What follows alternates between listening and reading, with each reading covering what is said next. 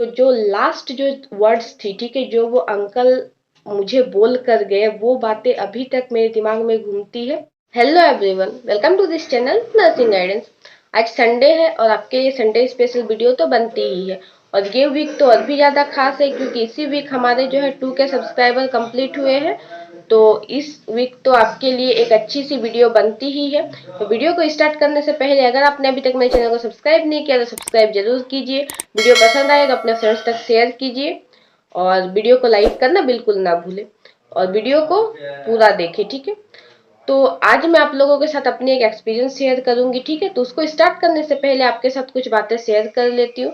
सबसे पहली बात ये होता है कि आप लोगों ने हमेशा किसी कोटेशन वगैरह में लिखा हुआ देखा होगा कि नर्सेस ऐसी पर्सन होती है जिसके सामने व्यक्ति अपनी आंखें पहली बार खोलता है और आखिरी बार बंद करता है, ठीक है। इसका मीनिंग यही है कि जब एक बेबी का बर्थ होता है तो एक नर्सिंग स्टाफ भी होती है जो बेबी को रिसीव कर रही होती है। और जब बेबी और जब पर्सन का डेथ होता है, ठीक है, तो उस वक्त भी उनके सामने एक नर्सिंग स्टाफ ही होती है, उनको हर संभव बचाने की कोशिश कर रही होती है, ठीक है। तो अब आते हैं स्टोरी पे, ठीक है। तो देखिए, तीन तरह की ट्रीटमेंट होती है, ठीक है। एक होती है कि आपको डिजीज हुआ ही नहीं हो, ठीक है, और उनको प्रिवेंट करने के लिए हम लोग आपको वैक्सीनेशन वगैरह दे दे, ठीक है। दूसरा कंडीशन होता है कि आपको डिजीज हो गया है, उनको हम लोग मेडिसिन वगैरह से या फिर सर्जरी वगैरह से आपको उस चीज को ट्रीट किया जा सकता है। और एक तीसरा कंडीशन होता है कि जब आपका डिजीज ऐसे कंडीशन में पहुंच गया है जहां से उसका ट्रीटमेंट जो है संभव नहीं है, उस कंडीशन में हम लोग क्या करते हैं कि उस वक्त एट प्रेजेंट टाइम में जो चीज उनको सबसे ज्यादा तकलीफ दे रही है उस चीज को हम लोग दूर करने का कोशिश करते हैं। जैसे अगर उनको बहुत ज्यादा पेन हो रहा है तो हम लोग पेन रिलीवर्स देते हैं, ठीक है। अगर उनका स्वेलिंग वगैरह हो गया है तो हम लोग स्वेलिंग को रिमूव करने का कोशिश करते हैं। अगर वॉमिटिंग हो रहा है तो वॉमिटिंग को हम लोग दूर करने का कोशिश करते हैं। तो ये सारी चीजें होती है, ठीक है। तो एक बार जब मैं सेकंड ईयर में थी, ठीक है, तो मेरी ड्यूटी जो है मेडिसिन A1 में थी। अगर जो लोग रिम्स रांची से होंगे उन लोगों को पता होगा कि मेडिसिन A1 एक वार्ड है, तो वहीं पे मेरा ड्यूटी था, ठीक है। और तब जो है 1 मंथ की ड्यूटी वार्ड में लगती थी, वहां पर मेरी ड्यूटी थी। तो जैसे ही मैं फर्स्ट डे गई तो एक जो है मिडिल एज्ड मतलब फीमेल थी, ठीक है, उनका एडमिशन हुआ था। उनके हस्बैंड भी उनके साथ आए थे, ठीक है। तो उनको देखने से बिल्कुल नहीं लग रहा था कि उनको कोई प्रॉब्लम है। तो पहले तो मैं सोची कि इनको क्यों एडमिशन करवाया जा रहा होगा।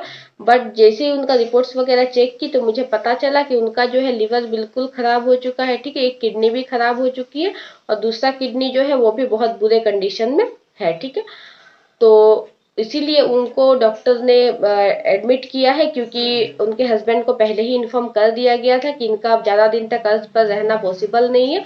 तो लास्ट जो टाइम है वो हॉस्पिटल में ही रहे तो ज्यादा बेटर है क्योंकि पेन वगैरह ये सारी चीजें हो सकती है, ठीक है। कंडीशन धीरे धीरे खराब होते जाएगा तो हॉस्पिटल की देखरेख में अगर रहेंगी तो उस कंडीशन में क्या होगा कि उनके लिए ज्यादा इजी होगा, ठीक है। तो इसीलिए उनको एडमिट किया गया था। और ये बात जो थी वो उस फीमेल को नहीं पता थी, ठीक है, वो आंटी को नहीं पता थी। उनको ऐसा लगता था कि वो बिल्कुल फिट एंड फाइन है, उनको थोड़ा मोड़ा जो पैर दर्द या फिर हाथ दर्द इस तरह का कुछ है उसके कारण ही उनको एडमिट किया गया है, ठीक है। तो अब हम लोगों के लिए ये चैलेंज था कि उनको कैसे ये बातें फील ना करवाई जाए और उनको अच्छे से हॉस्पिटल में जो है रखी जाए, ठीक है। क्योंकि हम लोगों को पता था कि ये उनका आखिरी दिन है, ठीक है, जो वो हम लोगों के साथ ही स्पेंड करने वाली है। तो हम लोगों की रिस्पॉन्सिबिलिटी थी कि उनको खुशी खुशी जो है अर्थ से विदा किया जाए, ठीक है। तो हम लोग जैसे ही सुबह आते थे, ठीक है, वो आंटी जो थी वो बहुत ज्यादा अच्छी थी। जैसे ही हम लोग आते थे, ठीक है, फिर वो आती थी, हमारा जो नर्सेस रूम होता है वहां पर आती थी, हम लोगों को गुड मॉर्निंग वगैरह बोलती थी, ठीक है। अगर कोई ना हो, जैसे हमारी जो इवनिंग में भी ड्यूटीज लगती थी तो उस वक्त तो ज्यादा लोग नहीं मतलब होते थे, ठीक है, थोड़ा फ्री टाइम होता था तो उस वक्त आंटी आती थी, बैठकर बहुत सारी बातें किया करती थी। और उस वक्त तो 1 मंथ तक मेरी ड्यूटी वहीं पर थी, ठीक है। तो वो आंटी जो थी वो बहुत ज्यादा बात बात करती थी, आती थी, अपने बारे में बताती थी, अपने फैमिली के बारे में बताती थी। तो बातों बातों में ही मैंने एक दिन पूछ लिया कि आंटी बस अंकल ही यहाँ पर रहते हैं, आपके फैमिली में और कोई आपके बेटे वगैरह?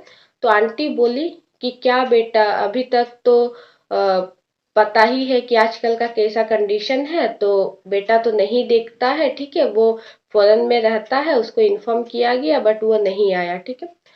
तो ये बात तो सुनकर बहुत ज्यादा बुरा लगा। कि ऐसा कंडीशन में भी जिनको पता है कि अब कुछ ही दिन बचा हुआ है, भले पेशेंट को नहीं पता था बट उनके फैमिली को तो अच्छे से पता था, बट फिर भी जो है उनका फैमिली से कोई भी नहीं आया था। तो ये बात जो है बहुत पेनफुल थी। बट आंटी को ऐसा लगता था कि वो जब ठीक हो जाएंगी तो वो खुद अपने बेटे से मिलने के लिए चली जाएंगी, ठीक है। और आंटी बहुत ज्यादा एनर्जेटिक रहती थी, सुबह वो उठती थी, ठीक है। जब हम लोग जब ड्यूटी में जाते थे तब आंटी बाहर थोड़ा सा, मतलब जो हमारा जो बाहर वाला जो एरिया था, ठीक है, वहां पर ही आंटी थोड़ा सा वॉक वगैरह करती थी। मीन्स बहुत ही फिट एंड फाइन पेशेंट थी वो। और डॉक्टर्स भी कभी उनको नहीं कुछ बताते थे, ताकि वो, मतलब होता है ना कि विल पावर बहुत बड़ा चीज होता है, उसके चलते आदमी बहुत दिन तक जो है जिंदा रह सकता है, अगर वो खुद में ठान ले कि उसको जिंदा रहना। तो बहुत ही अच्छे हम आंटी को हम लोग देखे थे, ठीक है। और जब डेली ड्यूटी के लिए जाते थे तो पहला ध्यान ये भी होता था कि आंटी से बात कर लेते हैं, ठीक है।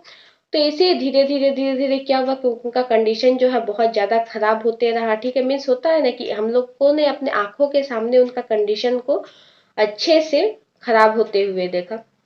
धीरे धीरे वो चल नहीं पा रही थी, ठीक है। धीरे धीरे फिर वो उनका बेड रेस्ट हो गया और एक ऐसा टाइम आ गया, ठीक है, जब वो आंटी ऑक्सीजन पर थी, ठीक है। उनके लिए सांस लेना भी बहुत मुश्किल हो रहा था।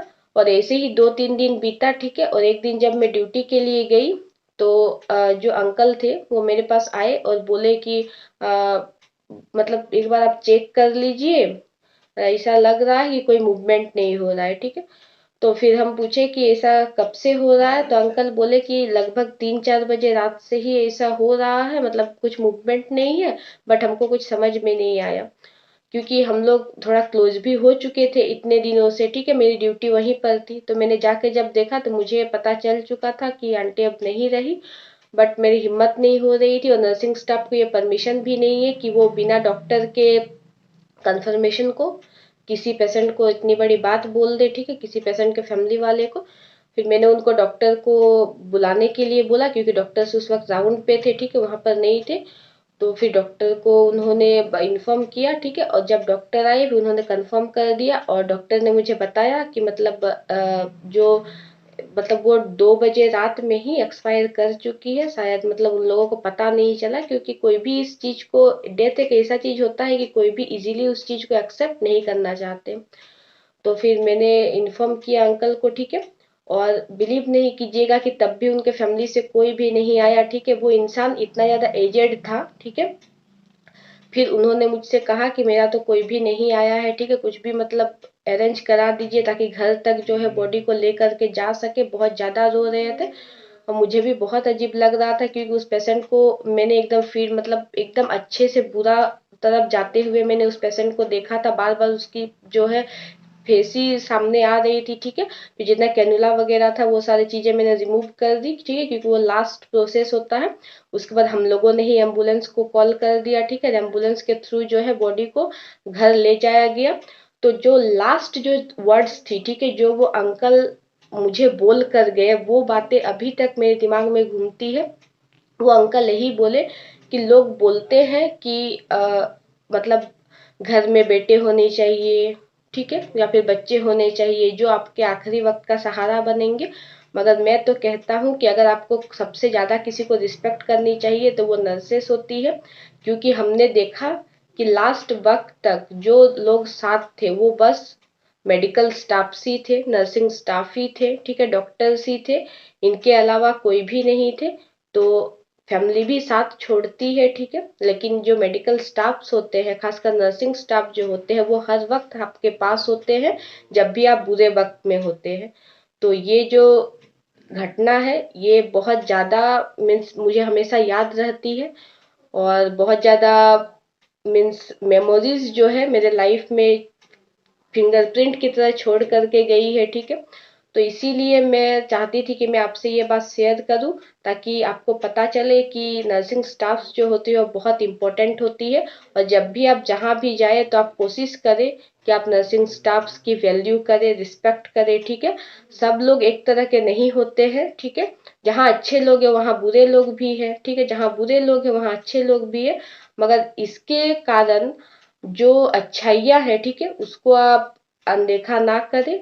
और इसी के साथ आज का वीडियो को यहीं पर एंड करते हैं। मिलते हैं नेक्स्ट संडे ऐसे ही इंटरेस्टिंग अपने एक्सपीरियंसेस के साथ, ठीक है, क्योंकि हमने 3 साल जो बिताई है उसमें काफ़ी सारे एक्सपीरियंसेस हमारे साथ हुई है, तो वो सारी चीज़ें मैं आप लोगों के साथ ज़रूर शेयर करूँगी। तो आज के लिए इतना ही, मिलते हैं दूसरे वीडियो में, तब तक के लिए थैंक यू।